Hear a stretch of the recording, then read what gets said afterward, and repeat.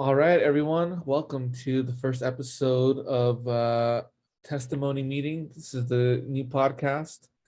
We're going to be talking about the Book of Mormon today, and I have my first guest, the handsome Jared Milan.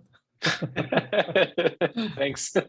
Yeah. So this podcast is primarily about the Book of Mormon. We want to talk about how the Book of Mormon has influence our lives and how our relationship to the teachings in the Book of Mormon. And so Jared and I have been friends for many years now.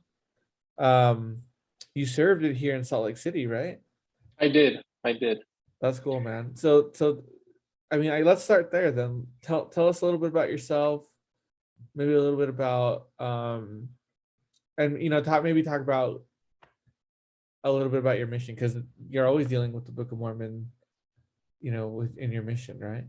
Oh yeah, we dealt with the Book of Mormon in my mission. Yeah, no. So I'm from Spain. I grew up in Mallorca in Spain, and that's where I got my mission call. I was in Mallorca, and then I just got called to Salt Lake. I had to wait a little bit for my visa and whatnot, but I remember my first experience with the Book of Mormon. Not that we're talking about it. I hadn't read the Book of Mormon before my mission.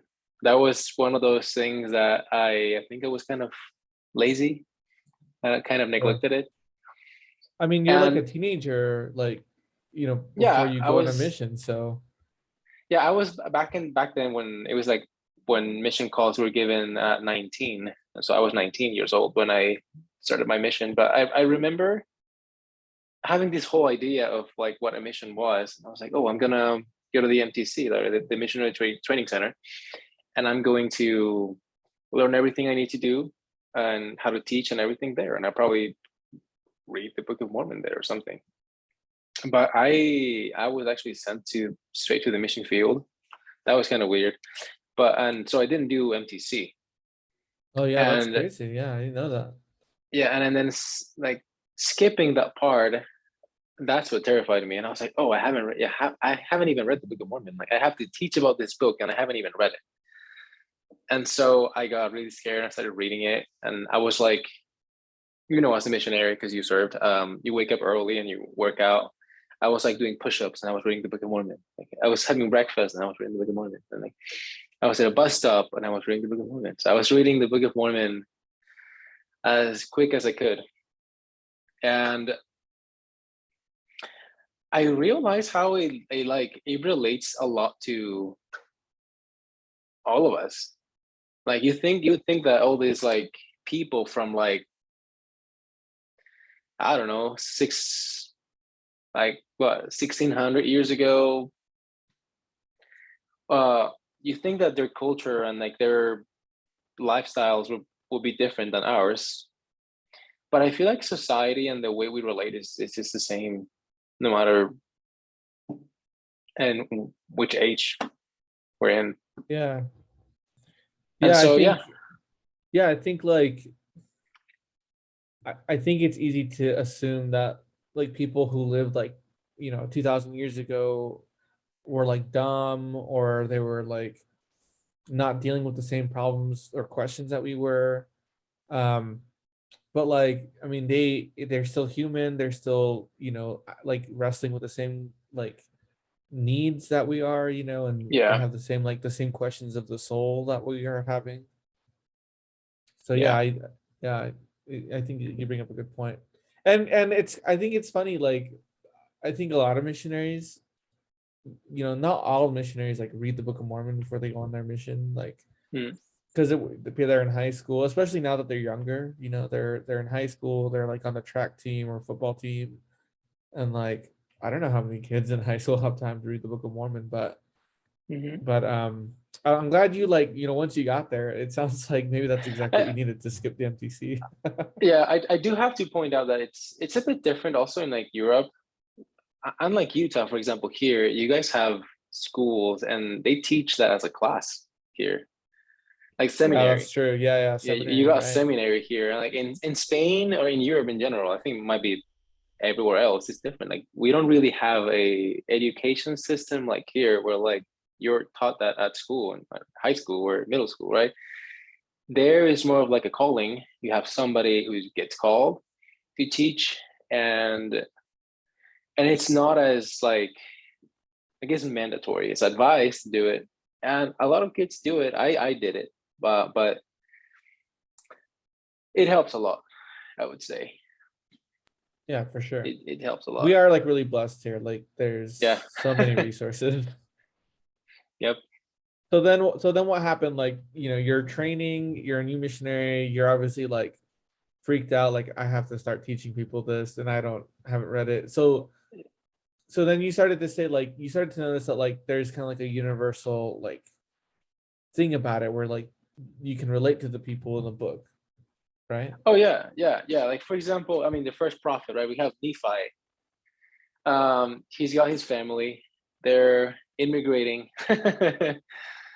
um, and he's got his relationship with his family, and you see that in the Book of Mormon. Right? You see how he interacts with his brothers, right? Laman and Lemuel. And you read that, and like at least for me, I was reading that, and I see that interaction of like this love-hate relationship between them. Like they love him, but they hate him. And Yeah. at time, Nephi feels the same way. Like he just doesn't get along with them a lot of the I feel time. like well, I like that you point out like there's the pattern of immigration in the Book of Mormon, because that Yeah, happens like 5 times. People are immigrating and they're moving, yeah, and like you and I, like we both have family who have immigrated from different countries and yeah, moved across the different parts of the earth. But I do like Nephi as a character because he's like, I feel like he's such a typical like high school guy. He's like, yeah, I'm big, I'm righteous, like my brothers are they're older than me, but I'm bigger than them. yeah. And so it's kind Yeah, of so funny to hear that. it shows you this like human part of all these prophets, right? Like I love Nephi for that reason, because it shows you he's like a normal guy, right? He was a teenager, right, when his family started immigrating, and I think it brings up a good thing, because a lot of immigrants could relate to his story. Like, oh, it's struggle. There's a lot of struggle in immigration, right? So there you have one thing that you wouldn't think that back in, I don't know, 1600 years ago or 2000 years ago. I think it's like what, 2200 years ago, maybe. So No, more than that, 20, like 2400 20, years ago. yeah, might be Yeah. 24. Yeah. So it's a long time ago. You think, oh, they wouldn't know. But like So it's there. So tell me then, like, you had lived in Spain and then you moved not just to the United States, but like Utah, which is kind Yeah. of a unique place. So what was the difference? Like, what was the culture difference that you felt like immigrating essentially to Utah for 2 years? Uh, it was a big difference. I mean, people here are a lot nicer. I feel like I don't know, I feel like in Europe we're just angry all the time. Like people, I don't know. People might get offended for me saying this, but I feel like people in Europe sometimes they don't want to put up with crap, and sometimes they don't know what crap is. Like they just. I Sure. feel like people are angry all the time. They're just stressed. Like. But here, I feel like people are more. They're nice. And I think it's that cultural thing, and I think it's because of the church. I agree. So Yeah. yeah, the other biggest thing for me, I remember my first weekend here. Like I was on the bus, right, going to my mission office, and it was on a Sunday, and I just remember seeing this like bunch of people walking, wearing suits and like well dressed, and so like one of my friends like was just sitting next to me. He goes, "Look at all those Mormons! It's just like they're all going to church." Like, this is something you don't see anywhere else. Yeah, Walk that's out true, huh? walk out on a Sunday and you see a bunch of people wearing, I mean, shirt and a tie, and they're like all going to church. So, and this Dude, is, I haven't worn a tie since COVID, man. yeah. So that's one of the things that you see, and yeah, I mean, there's a big difference. People also here, I feel like, and this is more of a country thing. not that necessarily in Utah, but a lot of people love going to college. I mean, they have this cultural, oh, we have to get a higher education. Like we're thinking of, I remember in high school in Europe, at least, people are not thinking, oh, what am I going to do with my life? Like, am I going to be a doctor? Am I going to be a engineer? You know, a scientist or lawyer, whatever, right? Like here, everyone like in their senior year in high school, they're like thinking, oh, I'm going to apply for this college. They're worrying about the ACT and all these things, and it's a big difference, right? And I feel like I think it's great, honestly. I think it's great to get higher education and all that. And then I feel like the church plays a big role that here, especially in Utah with BYU and all these things that I mean, the church has a lot of resources here for members of the church. And so, yeah, I don't know.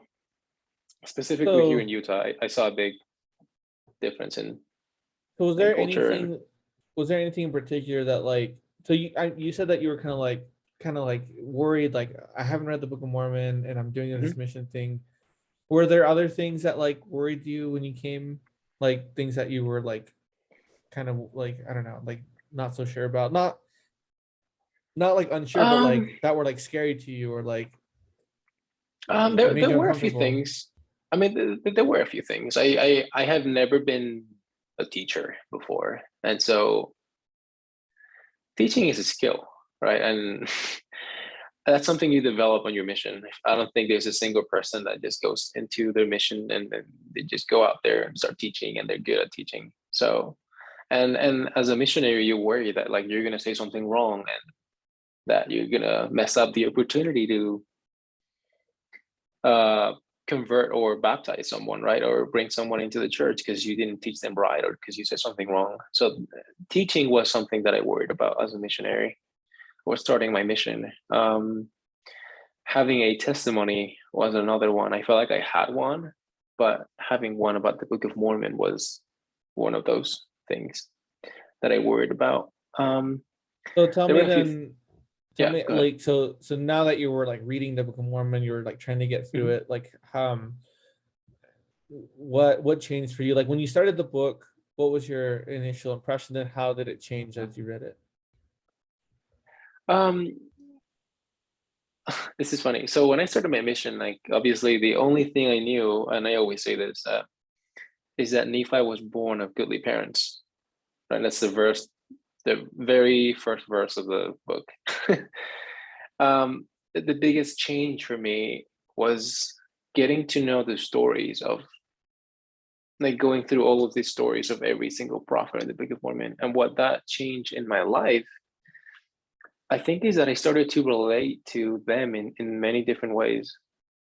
Um, and when I started to relate to them in on all these personal ways and all these personal levels, I was able to apply the scriptures to other people. Like when you meet someone and they, I don't know, let's say before your mission, you didn't get along with your parents and you were kind of a punk, because that was me.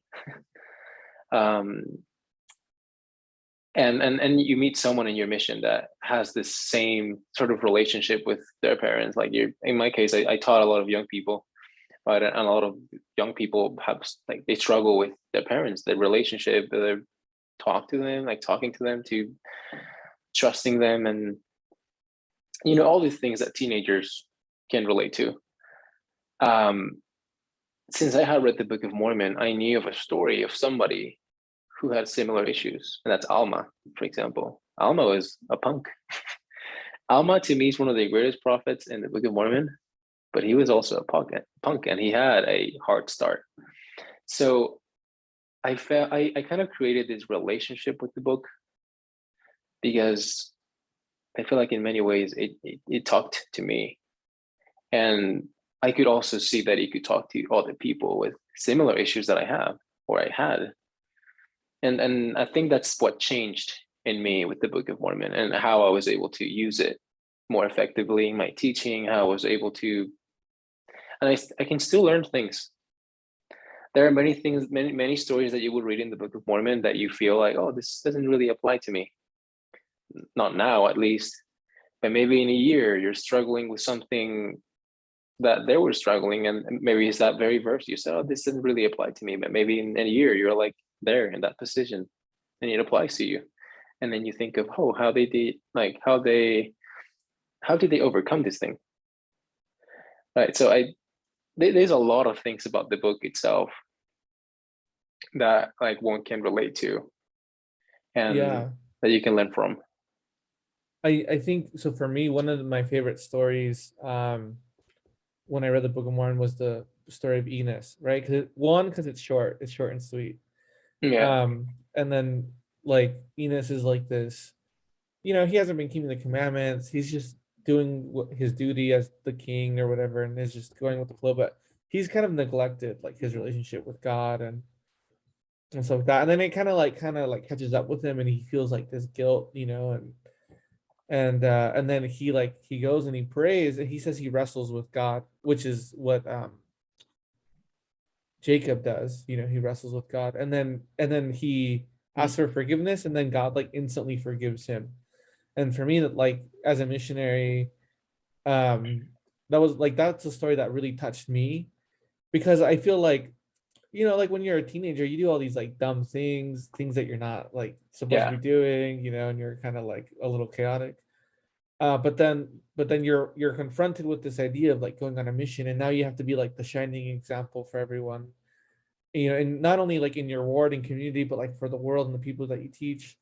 And you never know when like the church is going to come by with a camera crew to like film in the MTC or to your mission, so Yeah. you're like, you have to be good, but then like, you can be forgiven, like that idea like of being forgiven, like for me, is just so powerful, like not just like feeling forgiven yourself, but like you can do that for other people. And like when you forgive others, like their faces like light up, like thank you for like not being upset, or um for understanding, and you forgive them. So I remember we taught a guy in my mission who hadn't been to church in like a long time. He was baptized maybe like a few years ago, but I think secretly too, he didn't say this, but we all kind of knew he was like a member of the LGBT community. Mhm. And he liked the church, but he didn't like how he felt at church, and he felt guilty about like who he was as a person. And so I remember I shared with him like that story of Enos, where sometimes we pray and we're like, yeah, sorry God, whatever. But then some days we really feel like sorry, and then we Yeah. feel that forgiveness, and that's such a special moment. So he really like felt that, I remember. And then I think he went to church the next week. And so I'm glad I was able to like touch him using the Book of Mormon in that part of his life. So um okay, so tell me more about your mission, because I know a little bit about you, because you told me Yeah. about your story, but it's really surprising to me to hear that you're like didn't read the Book of Mormon, you're reading it, didn't go to the MDC. So then tell me more about your mission, about how that progressed. Yeah. So I became very familiar with the Book of Mormon. I feel like in my first transfer on my mission, and so I don't know. I feel like the way this is funny because I read the Book of Mormon multiple times throughout my mission, and how I read it, it was different every single time. Um, I also did different things in my mission. Like I was in English speaking first, then I was in Polynesian, so I was with a different culture. Then I was with Spanish speaking, so I taught a lot of um, Latin people, and it was just I don't know. It's hard to explain the way every culture sees the Book of Mormon too, and the way it applies to every single one of these things or every single one of them. Um, let's see. I can recall story of like I still remember this. There was this like one young kid I was teaching. he was, and I would say he had this sort of relationship with his dad, where he he felt a little too forced to go to church, right? He felt like they were not understanding of his own, I guess, beliefs and the things he wanted or the things that he didn't want. And so the reason why we were there is because of this. Like we were asked to go to his house so that we could talk to him and maybe try to convince him or something. And I remember him explaining and expressing the way he felt. And I immediately thought of something that I personally have thought, I guess, myself with my siblings, and I guess even with my parents, right? And this is one of my favorite scriptures. It's in First Nephi. It's actually I'm not gonna read the whole chapter. It's on chapter 8, and you might be familiar with this. This is the Lehi's dream, right? Like Nephi's Yeah. father, he's got this dream about the tree of life and all what it means, right? And how this tree has a fruit. Right, and in verse 12, he says that, and I partook of the fruit of thereof, and I filled my soul with exceedingly great joy. And then, and in the next verse, he goes, I cast out my eyes around, that perhaps I might discover my family also. And verse 14, he says he sees his mother or Surya and Nephi and Sam and all that. And the interesting thing about this story is how like he partakes of the tree, and we later know that that's it's life eternal, right? It's the love of God, and he feels this joy, right? And immediately the things he wants is he's looking for his family. He's like, I want my family to partake. And so I remember him. I remember me telling him, like, listen, like, I feel like the way or the reason why your parents are so like strict with you going to church, or the reason why they want you to go, it's because they know like this is a good place, it's something good for you, and they are just like Lehi, like they just want the best for you. And I asked them, like, have you ever, I don't know, tasted something really good dish, and you get home and you're like, mom, dad, or talk to your brothers, and you're like, this is so good, you guys need to try it. Like, this is so good, I went to this restaurant and it's so good, you guys need to try it, you guys need to go there, it's like so good. And he was like, yeah, I've had that. And I was like, this is just the same. You might not have that taste for it yet, or you might not see it, but the day you see how important it is in your life, you will. Like it's just gonna change everything, and then you're gonna you want other people to like feel the same way, or to come to church. Like that was the whole idea. So I don't know. Like I said, I feel like the Book of Mormon really changed the way I taught lessons at church and my mission. It really changed. It really made me, I think that this is hard to explain, but the reason how, I mean, the way the Book of Mormon changed my life, not only as a missionary, but as a person, is that because of the book and the stories that are in it. I feel like I obtained a stronger testimony because I saw it in action, and how it changed people's lives, perspectives, or it gave them new things to think about. That's My beautiful, mission, man. yeah, my Oh, mission go ahead. was very interesting. I mean, I served in an experimental mission. I was first in Salt Lake, South. They created this new mission, and in this new mission, they were testing new things. Like what you were saying, like you never know when they're gonna bring the cameras, and you just have to be good. So Yeah. that kind of happened to me and my mission, and then I didn't bring cameras, but like we were being tested with new things that the church wanted to do for different missions, or for all the missions around the world. I didn't know this, but in Salt Lake, they use those missions to experiment with things like Yeah. preach my gospel and like all their new handbooks they're gonna come out with. They do it Yeah, like here. iPad, social media. Yeah. Yeah, they do it here, and depending on how it works, they do it everywhere else. So I was in an experimental mission, And the cool thing about that is that we had general authorities coming every week to our mission, and we were being taught by apostles, 70s. And so I think that was probably the coolest thing about serving here in Utah, or in Salt Lake, I guess. Yeah, dude, that sounds fun. I would have loved to serve in Utah. No, that's really cool. I really like, relating the Book of Mormon to everyday experience. I think, I don't know. I feel like maybe we forget that part. Like we focus on like scripture mastery and like focus on like remembering the doctrine and stuff like that. But I think like we forget that human connection. We're like, these are people, like these are humans, and they have emotions and they feel a certain way, and it's not like that much different from us, you know. Yeah. Um, I was gonna say, I mean, there are things that you wouldn't even think about that are like there, and they're just there. Like, I don't know, maybe you growing up here, you might relate to this, but like I remember back home in Spain, where like we don't have that many members to begin with, and you're like, as a teenager, right? Like, there's very few things you care about in the church. Like, you got your friends, right? You hang out with them. There's some cute girls and whatnot. And when there are not that many, or if there's one, I still remember this. Like, I was invited. Well, my dad wanted me to go to camp.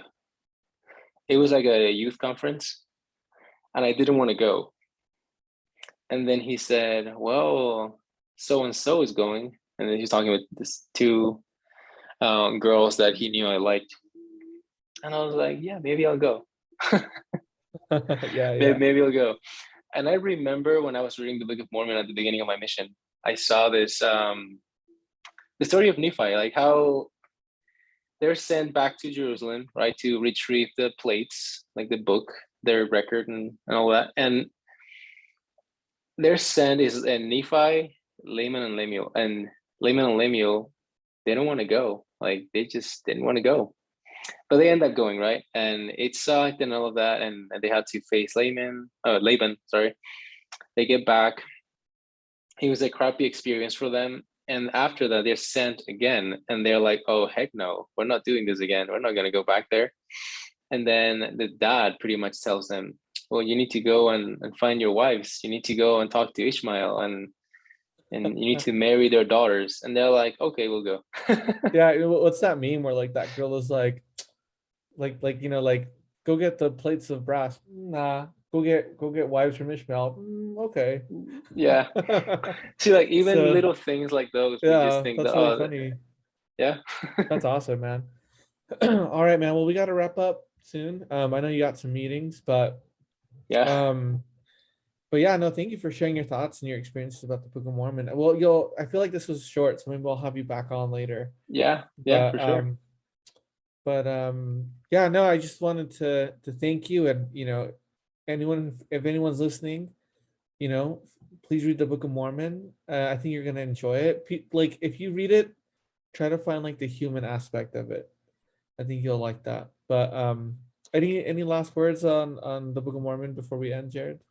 Yeah, no, I totally agree with you. I feel like there's a lot of human aspect in the Book of Mormon. There's a lot of realism, right? People look at church, look at the Bible, look at the Book of Mormon as just something fantastic, sometimes something unrealistic, like something is not real. But when you read these things, you realize how realistic it is, how these people have normal lives, normal struggles, normal feelings. And believe it or not, like, they do apply to a lot of the stuff that you're going through. I am one to say that by experience. And I just know it's true. And I feel like that's the way you know when something is good and when something is true. And for me, that's how I know that it comes from God. That's cool, man. All of that. All right, man. Thanks so much. You have a great Sunday, and we will talk soon, man. Yeah. Same to you. Thanks, man. Yeah.